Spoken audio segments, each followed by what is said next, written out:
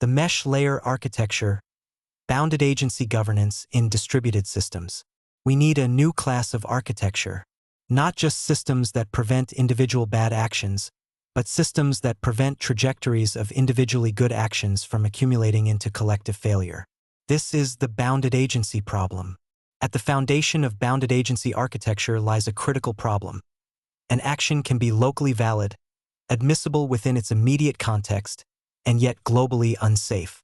A single decision satisfies all local constraints, but a sequence of such decisions leads the system into unsafe territory. This is the bounded agency problem. We need governance structures that prevent not just individual bad actions, but trajectories that accumulate into failure. That is what the mesh layer architecture is designed to address. The mesh layer distinguishes three domains: the epistemic domain, where we build models and make predictions; the governance domain, where we authorize actions and set constraints; and the execution domain, where actions actually happen in the world. These domains are distinct, but they interact. But there is a vulnerability embedded in this structure. Epistemic substrate can leak into governance decisions. Governance authority can leak into execution enforcement. And execution actions can leak back into epistemic assumptions. These leaks are the mechanisms through which locally valid decisions become globally unsafe. The architecture must account for these vulnerabilities. Actions couple across these layers. A decision in governance triggers execution in the world, which generates new epistemic data, which informs the next governance decision. The life stack provides the structural foundation.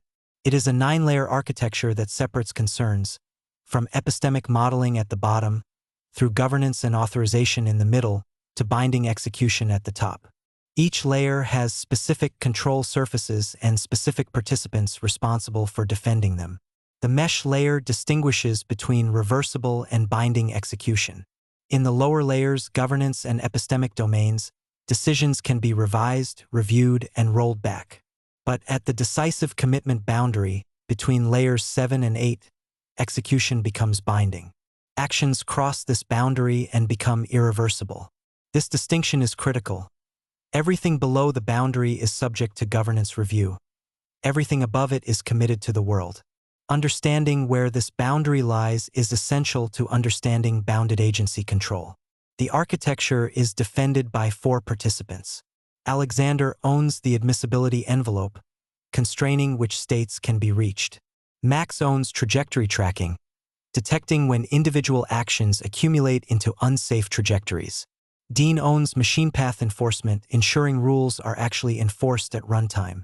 Ricky owns translation discipline, keeping declarative intent separate from executable code. The LifeStack 21-node architecture provides the structural foundation. Each of our participants owns specific nodes and control surfaces. Alexander owns the admissibility envelope, nodes 15 and 16, constraining which states can be reached. Max owns trajectory tracking and composition analysis, nodes 10, 11, 13, and 14, detecting when individual actions accumulate into unsafe trajectories. Dean owns machine path enforcement and deterministic replay, nodes 17 and 18, ensuring rules are actually enforced at runtime. Ricky owns translation discipline and classification hygiene, nodes 20 and 21, keeping declarative intent separate from executable code. Together, these 4 participants span the architecture. But as we will see, coverage is not complete. Here is the central tension in bounded agency architecture. Governance admissibility and evolution domain viability are not equivalent. Governance admissibility asks, is this action authorized right now? It operates at the per-step level. A single action can be admissible, it violates no declared rules, passes all authorization gates. But evolution domain viability asks a different question. Is this trajectory safe over the long horizon? Can the system reach an unsafe state through a sequence of individually admissible actions? These are orthogonal concerns. Alexander's admissibility envelope prevents obviously bad actions, but it does not prevent the accumulation of individually good actions into a collectively bad trajectory. That is why we need Max's trajectory tracking, Dean's enforcement, and Ricky's translation discipline. Per-step authorization is necessary but not sufficient. We need long-horizon governance. This is why burden accumulation matters. Each authorized action adds a small increment of load to the system. Individually, each increment is admissible. But over time, the cumulative burden can degrade the system's capacity to respond to new challenges. The system becomes more brittle, more constrained, less able to adapt. Governance must track not just individual actions but cumulative burden. The participants' domains overlap.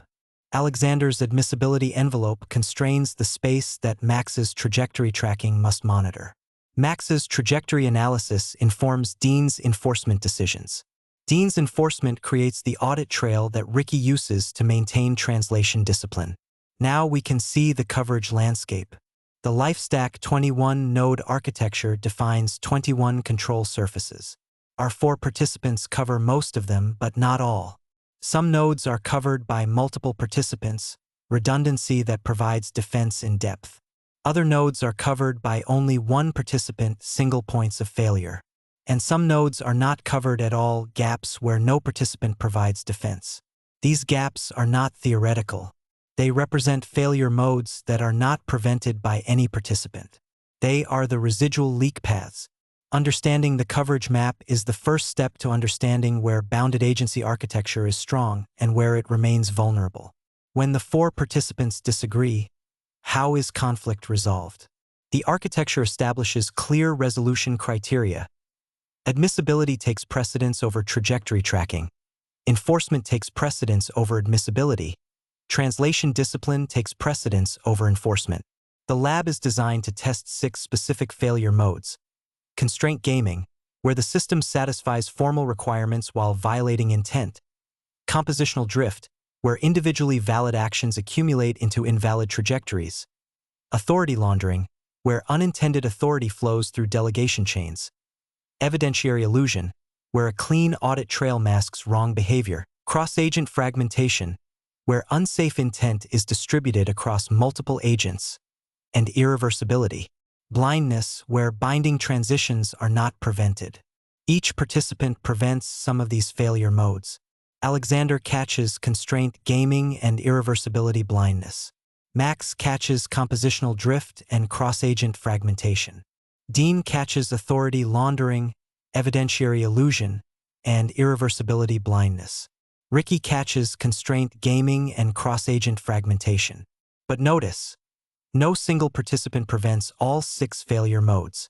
Coverage is distributed, and some combinations of failure modes may not be prevented by any participant. That is what the lab will test. The lab is structured as a series of adversarial tests. Each test attempts to construct a trajectory that satisfies all declared constraints but reaches an unsafe state. The lab measures how many of these attacks the architecture can prevent. Despite all these controls, admissibility envelopes, trajectory tracking, machine path enforcement, translation discipline, the system can still leak. Residual leak paths are trajectories that satisfy all declared constraints but still reach unsafe states. They exploit gaps in the control surface coverage, or they exploit interactions between controls that are not anticipated. They are the failure modes that no participant prevents. The bounded agency problem is not solved. It is bounded. We have reduced the space of possible failures, but we have not eliminated it. The residual leak problem is the open question that motivates this entire architecture. How do we design governance structures that are robust enough to catch the failures we have anticipated, while remaining flexible enough to adapt to the failures we have not? As burden accumulates, the system's structural capacity contracts. The space of safe trajectories shrinks. At some point, the system reaches a review threshold, a point where human judgment must intervene, where the automated governance structures must be re-examined and potentially redesigned. These thresholds are not fixed. They depend on the specific system, the specific risks, and the specific participants. But they are essential. Bounded agency architecture is not a one-time design. It is a continuous governance process. This architecture does not solve the problem of malicious participants. It does not prevent attacks by insiders who control multiple nodes. It does not address the problem of epistemic failure, wrong models leading to wrong decisions. It is a governance architecture not a complete security solution. The life stack is the structural foundation on which bounded agency governance is built. Bounded agency architecture is a governance structure that prevents trajectories of individually admissible actions from reaching globally unsafe states through distributed participant oversight, layered control surfaces, and continuous burden tracking. The lab will test whether this architecture works. The results will determine the future of bounded agency governance in distributed systems. This presentation brings together distinct architectural contributions within a bounded agency interoperability frame.